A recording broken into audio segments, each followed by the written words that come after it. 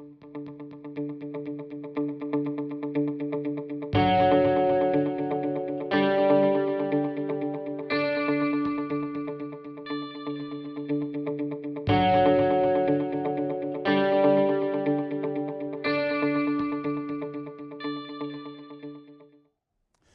and welcome. I'm Gregory Thayer. This is Conversations with Gregory, and it's a Vermonters for Vermont Initiative production. We're here at Okemo Valley TV with Patrick and Rebecca, and in beautiful Ludlow, Vermont. And I have two great honorable guests with me, two members of the House of Representatives that you folks elected this year. Tom Charlton from Chester, and VL Coffin from, well, he's got three towns. You got a lot of towns, but Cavendish and Wethersfield, but we're going to get into that in a little bit. Baltimore. Don't forget Baltimore. Well, we're going to go through all that. Tiny but mighty. So VL represents Windsor too, and he'll get into the specific towns. And Tom represents it's Windsor-Windham. So he goes to two different counties, and he has 4 towns. Right. So welcome, gentlemen, for being here. I appreciate it. Appreciate you coming in. And you've got about 7 weeks now into the legislature? About that. About that with the week off for town. Yeah. And a lot going on up there. And I've been up a couple times. You guys are doing great work, and I appreciate that. Thank you very much for what you're doing. So we're going to give these gentlemen a chance to introduce themselves, and then we're going to get into some bills, some stuff in their committees. They can talk a little bit about their committees, and we're going to talk about some different bills like the Budget Adjustment Act, maybe like the crime bill, the clean heat standard, stuff like that. And so our viewing audience will be able to know what's going on. If they have any questions, I'm sure Patrick and Rebecca can maybe put up your emails at the end of the show. So if they want to contact you, that'd be great up in Montpelier. Give them your state website or email address. So why don't we start with Tom? Tom, we'll start with you. Sure. He's pointing at you, so I guess it's you, my friend. All right. Felt that bus. So, yeah, I'm Tom Charlton. I represent the epic borderlands between Windsor and Windham counties. So that's Chester, Athens, Grafton, and Windham, which are 4 sweet little towns and home. I'm currently serving on the House General and Housing Committee, and we'll talk more about housing bills and so on when we get there. I think, Greg, the last time we sat down here, I was campaigning.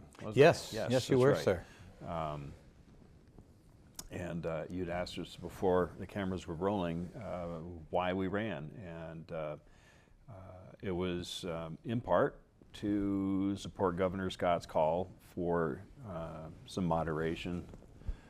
Common sense. Common sense was the phrase he used and that I aspire to anyways. But some balance in the legislative mix. And there is a really remarkable, there's a very different balance this session than there was before in the incoming class, which is 30% of the legislature. Yeah, there was a lot of retirements. There were retirements and seats that flipped, but on both sides of the aisle, people who got elected on affordability and a lot of the same issues that those of us Republicans who got elected did. That's nice. And it makes for some very fascinating conversation, high-level, informed conversation, and people who are dedicated to trying to figure it out. Nice. Yeah. VL. All right, so I'm VL Coffin, represent Cavendish-Weatherfield and Baltimore. Again, new to the House, and same as Tom. The last time I was here was when we were campaigning. Yeah. I sat here with Tom on campaigning. It was about affordability, housing, our taxes, public safety, all of the things that I was hearing that were important. We talked about the clean heat standard. We'll talk about that again some more today. I'm on House Government Operations, so we look a lot at town charters, all the way up to the ethics bill that just went through the House. Different topics like that. There's so much up there. I'm hopeful because I heard horror stories about it was unfriendly or it could be divisive, and the freshman class that we came in with We meet regularly. We talk, both sides of the aisle. I have friends on both sides of the aisle that are experienced legislators and the new ones that are where we can talk and you have a friendly atmosphere when you sit down at a table with someone you're not feeling uncomfortable. Even, you know, in our House committee, we talk. The chair talks with us. Nobody is shut down, or at least I haven't experienced that. So it's a whole different feeling than what it was in the past, where we know we need to work together now. Part of why I ran was getting balance in the State House again, where having a supermajority was not good for any society, where one side gets to make all the rules and even override the people's will is the governor. You know, where he's the most popular governor in the nation, I would say, based on the numbers he's elected by. And we as House reps have to understand that when I was running, I saw things at this level. In the House, I'm seeing them at a higher level. But the governor's working on a whole different level than we are. So he's looking down, sees what there is, and we need to support that because he's got the overall big picture view of the state. Nice. Thank you, gentlemen. Again, thanks for running. I want to get into your committees, but first I just want, I know the governor, you know, was calling for common sense people. What propelled you as individuals to decide to run? You both had incumbent representatives. You defeated an incumbent. I believe yours was an open seat, VL? Mine withdrew. You withdrew, And so he decided not to run, and I had an opponent. you had a Democratic opponent, Yes. but you defeated a sitting incumbent. So, VL, let me ask you first. Let's go to you first this time after you take a nice drink of that coffee Patrick made for you. Yeah. Fresh coffee here at Okemo Valley TV. So what propelled you to run in 30 seconds? I was tired of the way things were going. I was tired of one party having the ultimate say over everything, and I was upset about the veto overturns, but also things that were being pushed through, and I was at the point of enough is enough. Was there any one particular issue that was really burning, or was it the whole thing you just talked about? The whole thing that I was talking about, there's no one specific. It was the whole thing of we need balance. Yeah. We Good word. need to work together. Yep. And you can't have one side bullying the other. I detest bullies. Well, I heard both you and Tom on the campaign trail a lot. I was out and about and saw you guys, and I agreed with what you were saying. So, Tom, what propelled you to run against an incumbent? How long was she there before, do you know? I think one term. One term, so she was still an incumbent. Yes. Yeah, oh yeah. I think the results of the veto session were probably the last straw. And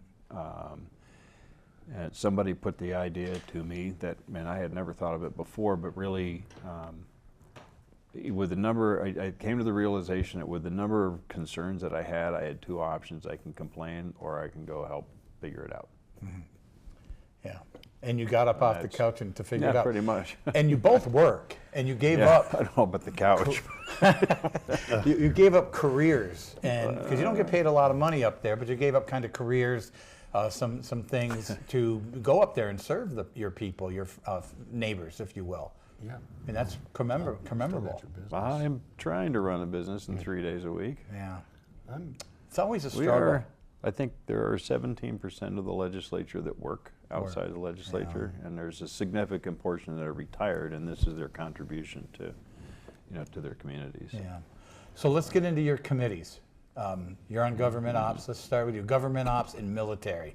So what's going on in your committee, and what bills are there bills that are still sitting on the wall that you'd like to see come off? And there's a pile of bills on the wall. You brought me a gift too, and yes, I did. Let's bring those out real quick, and then we can get into that. Careful with I can't move that far. I can't move that far. All right, Tom, you can help me. Becca's going to yell at us. Oh, we don't want to do that. There you go. Exhibit A. So, Exhibit A.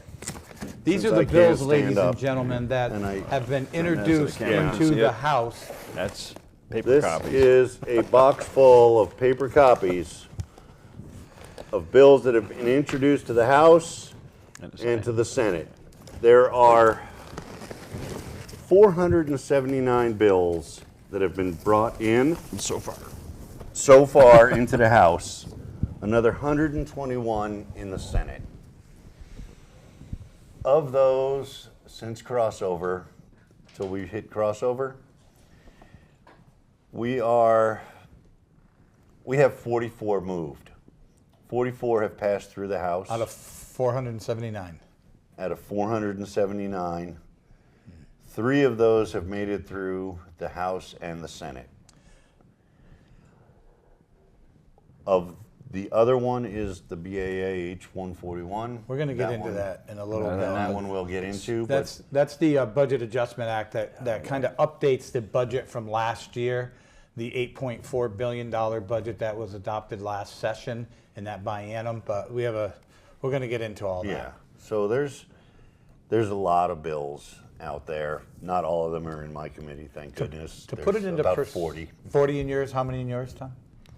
There's around 50 on the wall. Yeah, and to put that into perspective, last year there was over 1,200 bills introduced into the legislature from both houses, sides, right. And that's a lot of bills.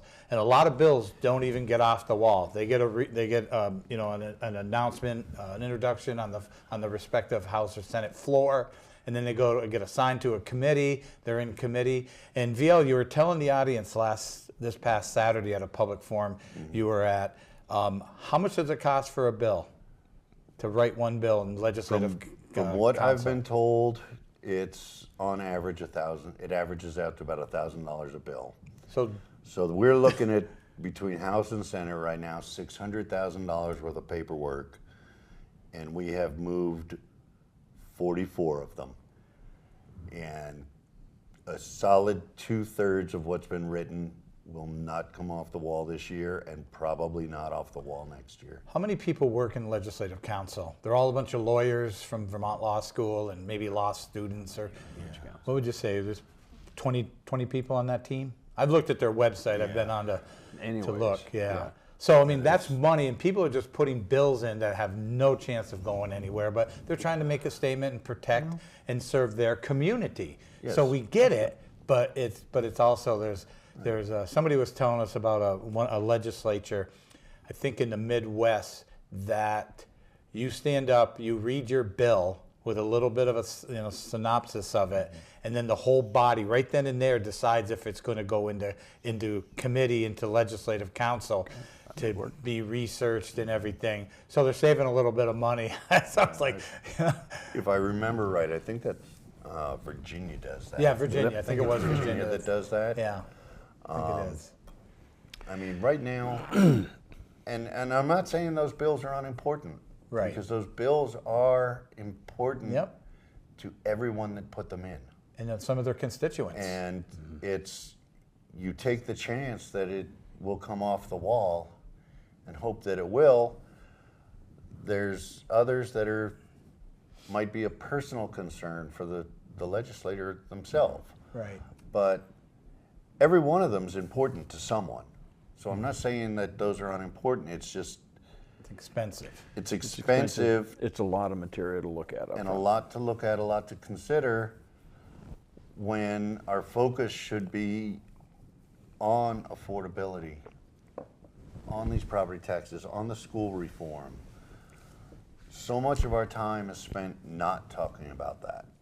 And that's unfortunate, but when we do get those chances, it's inspiring, because it's not all doom and gloom.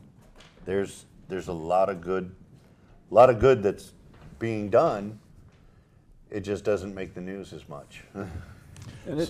I'm sorry, go ahead, Tom. It should probably said too that there are, because of the number of really enormous and complicated issues that are on the table this year, more of those bills that are on the wall in a typical year would make it through the committee and back to the floor.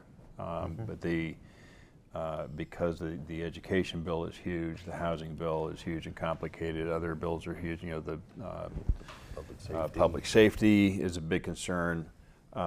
Those of necessity get a lot more attention than a typical bill because they're long and they're complicated, and sometimes it's just a function of how much time there is in terms of what comes off the wall. Or there's 2 or 3 bills that are similar enough that they can be released as one bill. They can be combined, or they can be added into another existing bill. So they're, you know, the ones that are really obviously have merit sometimes can be addressed in other ways. So I'm looking at the bills in both of your committees, and you can do this too, folks. It's www.legislature.vermont, spelled out, .gov, and it'll bring you right to the legislative pages and website. And from there, you can search via these gentlemen by name. You can search by committee. You can search by a specific bill number. And we strongly encourage you to, you know, to take ownership and go in and look and see what's going on. And if you have any issues, any questions, then please feel free to contact them or contact your other legislators, your state senators, because, you know, our legislature is a citizen legislature, and they can't operate without you. You know, some people out there think they can, but we don't want to. That's not what today's about. But real quick, I just want to take a quick second for a little station identification, because Okemo Valley TV is a great TV station here in Ludlow, and they cover, I'm not sure how many towns, but a bunch of towns. And I get the opportunity to come down here. I have a show in Rutland, the same show, Conversations with Gregory, but I also come down here and do some shows, and I really, really enjoy it. Patrick Cody is the executive director, and Rebecca Fontaine is the office business manager, station manager, I guess it is, station. And you're here, you have 2 different TV systems that you can watch on Comcast, 1076 or 1086. This, I believe, is on 1086. And then on the VTEL, almost VL, VTEL TV network, it's 166 and 167. Not sure which has the government programming on, but sure if you gave these folks a call here. And I also want to encourage you that if you want to do a show here, give Patrick and Rebecca a call. They'd love to have you. They'd love to get community involvement, because this is your station to get your message out, whether you're a nonprofit or you want to talk to a legislator or a town select board member. You know, this is for you. So we strongly, gentlemen, we encourage you to get involved and come on down. So let's talk about Tom's committee a little bit. And you're in general housing. General and housing. General housing, kind of the none of the above category. Are you dealing with housing issues? We are dealing almost entirely with housing this year, and our House bill just went from our committee to appropriations to see how many creative ways they can trim it. General covers all sorts of things, including labor in particular would probably be the biggest category in that. The housing bill, as a starting point, started with the governor's proposals, which went into several committees all at once, and we tackled the portion specific to the housing crisis. We're told that in order for the market to level out, we need about 30,000 more housing units, dwelling units, than we have got. We need it by 2030. When they say housing units, is that family, like 2-3 bedroom units, or? It's a mix from studio apartments up. Is this also market rents as well as subsidized rents? Well, that is part of the problem, is that nobody can afford what there is to begin with. You need to make about 130% of the area median income to think about buying a house right now, and they're finding that housing, which should cost about 30% of a household budget, is running as high as 60% in Vermont and in some communities. The apartments are just plain scarce if you can find them, and there are a couple of large reasons that are driving that. one of which we may get to in our committee. The first suspect in most conversations is the short-term rentals, and the number of housing units that are no longer available for long-term rentals for families and residents. That is, it's one for an individual homeowner who has one apartment, which just kind of colloquially we'll call our mom and pop renters. They have one unit, maybe they have 2 units, part of the house or over the garage. For them, it's essential so they have extra income so they can keep their home, keep their homes maintained, and address the rising costs of just the taxes and heating and everything else. That category we like to protect from policy that might affect the investor short-term rental kind of market, where you have equity firms or LLCs, some from out of state frequently, that buy several properties, and for them it is entirely it's a business proposition. We have, did we pass no, we didn't yet. How do you know? The local option tax, the ability for, I know it's out of our committee anyways, the ability for municipalities by vote to assign a local option tax to short-term rentals if they don't already have an operating policy of their own, some kind of ordinance. The other, there are 2 things driving that. One is it's simply more lucrative and less risky than long-term rentals. And right now, landlord and tenant relations are highly charged and highly complicated in Vermont. And is there a statewide registry or localized registry for landlords, for people, for bad renters, if you will? You're supposed to, well, I don't know if there is for bad renters. There is for landlords. Bad landlords? No, not bad ones, just all of them. So you have to have a landlord certificate. Okay. So you do have to file that with the state annually. It takes, and this is what is keeping the mom and pop rentals out of the market. This is why they're going short-term rental, is out of that, the fear of that 1 in 10 tenant that's an absolute disaster. And most renters in Vermont they're good folks, okay? But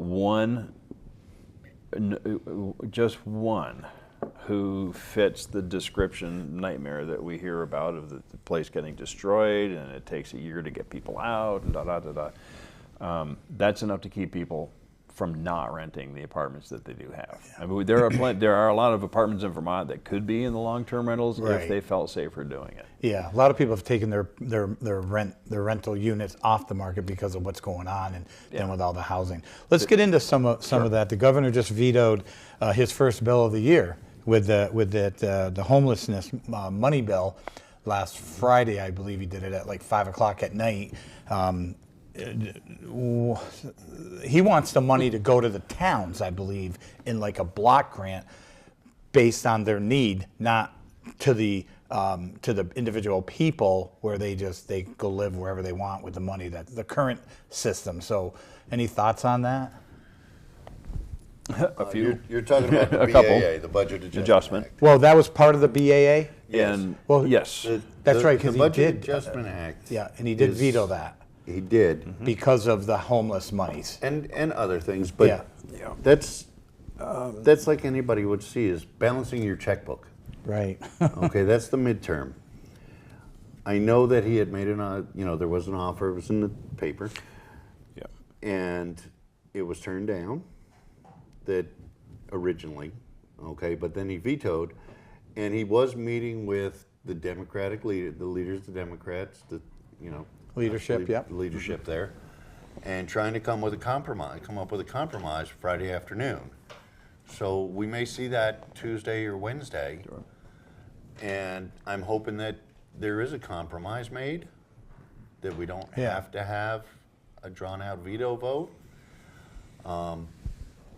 I would rather see a compromise But if, there's no give, then Right. it comes down to a veto vote. And it's dead. And then it'll have to go back to work again. So why go around the circle? Just let's get the work done and compromise to Yeah. begin with. And Find something everyone can live with, because in housing, I believe it's in housing, is H91. You give it a title and I'll know what you're talking about. The numbers. I have to look up the number, Okay. but it's essentially. H91's not in Tom's committee. Oh, no. I'm in House. Oh, I'd have to look it up. But it's essentially, human resources. Human resources, check that one. Homelessness would be there. Yep. But it's essentially the same plan, based on what I was reading on. Oh, right, we as talked about this. introduced, Yep. Where the towns and cities where they have the problems will be able to get the grants and the grant manager to pay for it at a closer level with state funds. It's an act relating to emergency temporary shelter program. Yes. Okay. So that's in human That's- resources. That's in human resources. services. So Human services. Yeah. Yeah, human services. So I know they're working on that, which is a longer plan than, and I'm hopeful because there was a lot of testimony taken on it. So, and that being a money bill, it would have a little bit longer time than crossover. Yeah. Right. I'll have another couple of weeks. Tom, what's your input on the budget adjustment? on Budget the Act? Budget Adjustment Act? Yeah, that thing. There are, in theory, is a midpoint look at the budget saying, well, our revenues are here and this is costing less than we thought, this is costing more than we thought, and its purpose is just to move things around and adjust those lines so that everything's funded, and Balanced if we out, have, like- it's balanced out, Yeah. rather than waiting till the end of the fiscal year and going, oh my goodness, what happened to that? There is a significant chunk of the governor's proposal that is meant to keep the property taxes lower while we're going forward into this transformation of whatever the education system, education funding is going to be. The homelessness issue is complicated. There is, for one, there was a compromise made in November that was just completely forgotten. That was Yeah. part of the issue. Part of the issue is that in extending what they call the winter rules for the hotel program, simply means that you're not capped at 80 days, which means everybody who's in there now can continue. And there's, I think, argument to be made that families with kids need to stay put to finish out the school year and not wind up somewhere else in the state, and moving at the last minute is disruptive for the kids. But there are also people who have been on waiting lists during the winter that won't get in. Right. And the dollar amount relative to the whole, the dollar amount relative to the whole budget is not huge. Relative to my budget is huge. Mine too. But there's also the hotel program is, initially in COVID, it was a way to house groups of people without them being in close proximity to each other, to distance them out. And what was not anticipated was how the housing market would behave. A lot of these people were renters, and could be renters if we had apartments enough to put them in, which we don't. And this is why a lot of them are in this homelessness limbo, because ideally, the Human Services, which works with the homeless population and tries to provide the services to mitigate whatever issues they've got, help them get a job, help them get under their feet, and into transitional housing, which is where that kind of tips over into my committee. There's not enough transitional housing to go around. So with that, with housing, Yeah. what are we doing to build more houses? Are we relaxing? Because I feel there's too much regulation. on these I'm folks, so on these glad builders. you asked. Yeah, because we're embarking on, we're getting up to about quarter of, and there's a couple of other issues I do want to hit on. So I'm sure we're probably going to go close to that. So a lot of the 5 o'clock. right. Amendments. What Other zoning amendments coming up from? So they continue to work. That's so zoning questions. Most zoning questions are in the Environment Committee, and I can't talk I don't know in great detail what they're working on, except extending the exemptions from Act 250 to a more reasonable time, because nobody can have a housing project done in a year. Right. The revisions that have gone through our committee are with regard to zoning appeals and a reform of the appeals process. Now, whether this will make it through the Senate, whether it'll get amended from the floor, who knows what it's going to look like by the time it's done. Right now, one of the things that tends to delay housing projects, so you've got 5, 10, 20 units, is the way the appeals process works. And notoriously, they can appeal at the last minute, they can drag it out into the courts, they can add, there's a place in Putney, I believe, that it took so long in appeals that the price of the project went up $4.3 million just waiting for the appeals to get over. In order to appeal, you have to have standing on that project in some fashion. That's probably another show, but it's yes, but there are options for standing, including any 10 people in the community.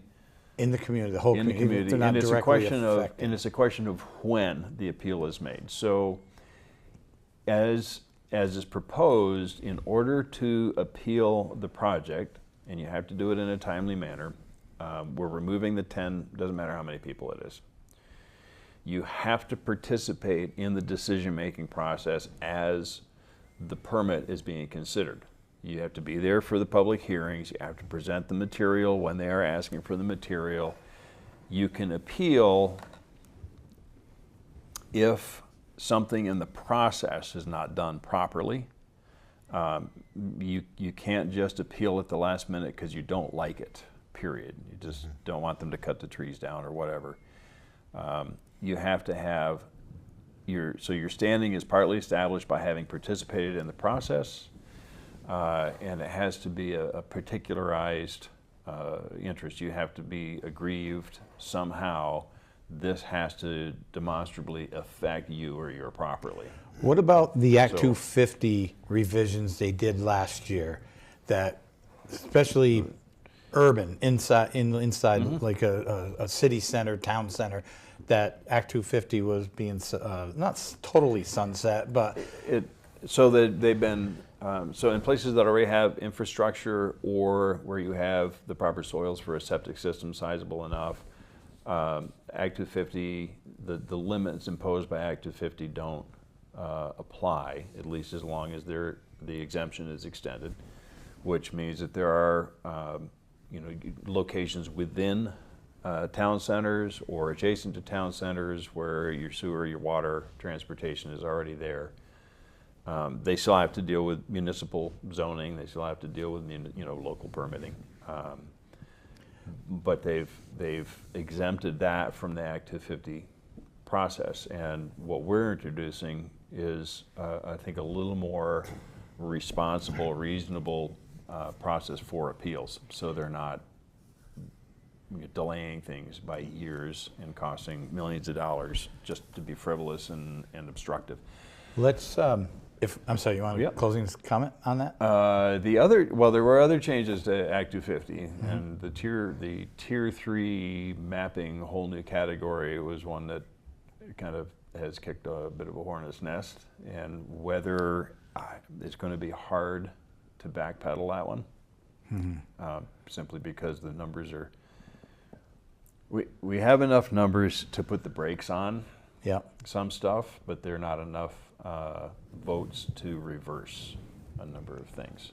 Let's move on to a couple of issues. I'd like to touch on education funding and the governor's plan, but also the clean heat standard, and a little bit about the crime bill. Let's start with the crime bill, because I think there's just a couple points, VL, you were going to make on that. So let us hear what you're thinking. So Bail reform, which is part of the governor's crime bill. The hopeful part of that is judiciary did start taking some testimony on it. Who heads up that committee? I know it too. I don't know it off the top of We my have two head. members from Rutland County on that. I know they did. So that was last week, so that's good. Yeah, that Okay? is good. It hasn't gone through yet. The other part The minimum age is, you were talking about. yes, the raise the age, unfortunately, like Tom said, we have enough votes to try to put the brakes on things or slow things down. For certain bills, we don't have enough to overturn them. Real quick, in a nutshell. Okay. The raise the age. Raise the age right now. We achieved a 2-year delay so that 19-year-olds could not be treated as minors. Currently, Vermont, an 18-year-old can be treated as a minor, and we are, I believe, one of 2 states that do that. So where do they go? To the family court? They would go to family court and juvenile. So we did get the delay. We could not get that removed. It's still in committee? No, it went through the House. It's got to go to Senate. But it moved through the House with a delay.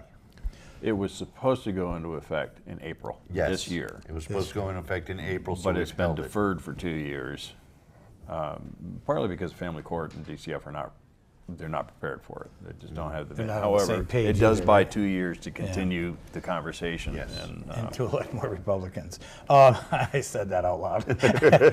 so that's great. I appreciate that update, and I'm sure the people do too. And thanks for watching. This is Conversations with Gregory. We're at Okemo Valley TV here in beautiful Ludlow. Let's talk about education funding, the plan the governor. I'm going to do a quick synopsis on the plan. The governor's looking at putting together 5 school supervisory districts, cutting costs at the top. We only have about 80,200 students in our pre-K through 12, and to consolidate services, but the funding part of it as well. So go ahead. Who wants to go first?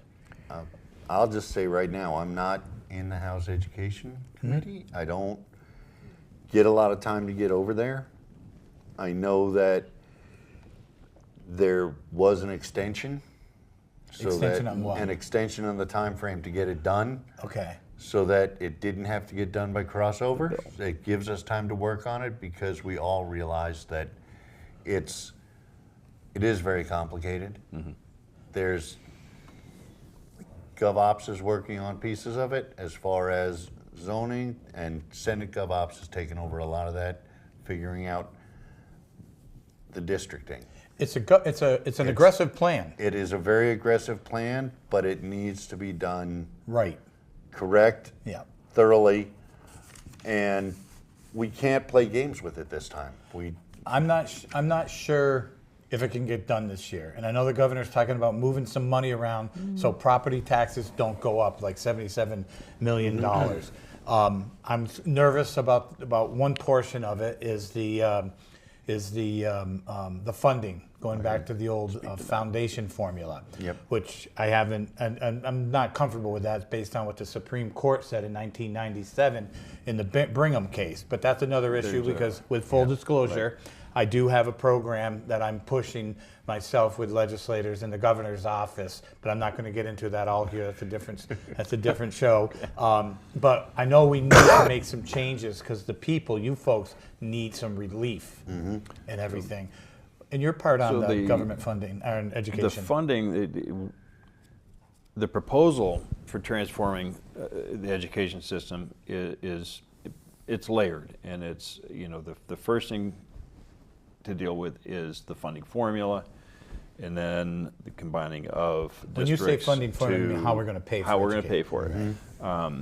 And that's the number one pressing issue, and I sense, I know it's a complicated issue, but I sense some reluctance to move forward on that. The formula the funding formula the governor's proposed is in fact used in a substantial number of other states and has been for quite a while, and it works. So it's not like we need a 2-year study. No, we don't need any more studies. We can't get, obviously we want to be cautious, but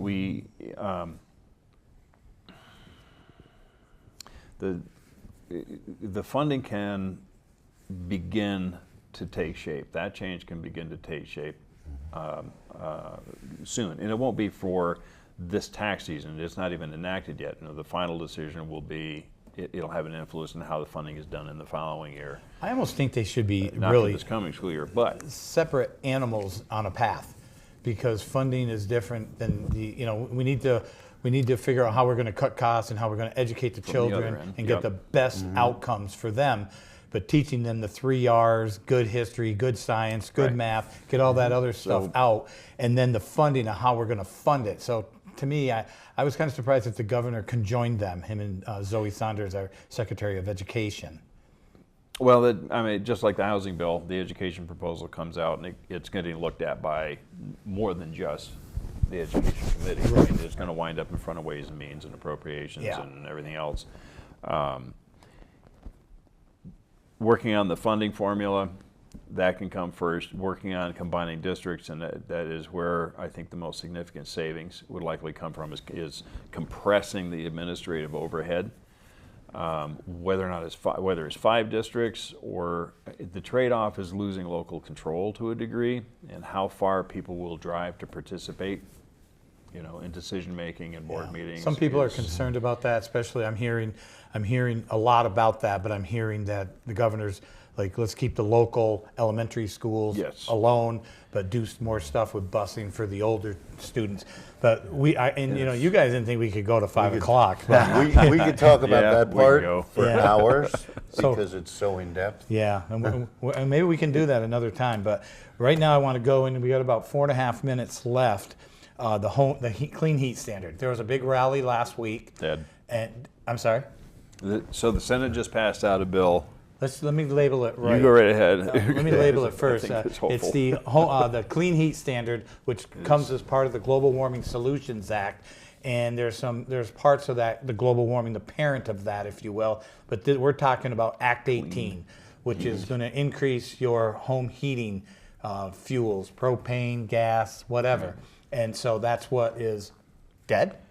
The Senate just passed out a bill that included a one-liner repealing that. Right. Yes, I think I did see that Friday. Pretty sure if that comes to the House, it's that's S68 is what they combined. Do you know the vote on that? It was 4-1. That's right. Oh, it came out of committee. It came out of committee at 4-1. Okay. And Senate will they'll take it up Tuesday and probably Wednesday, and then it'll come to the House. What bill number is it again? Remember? S68. 68.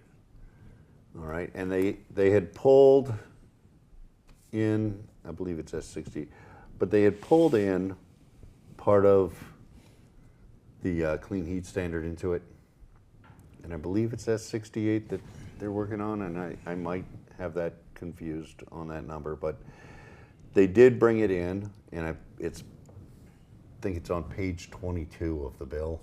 Is that in Government Senate Energy Committee? Yes. Okay, so if that's not the correct number that VL just mentioned, you can find it if you go to the committees and go to the Senate and go to committees. You can find it in Energy. Yeah.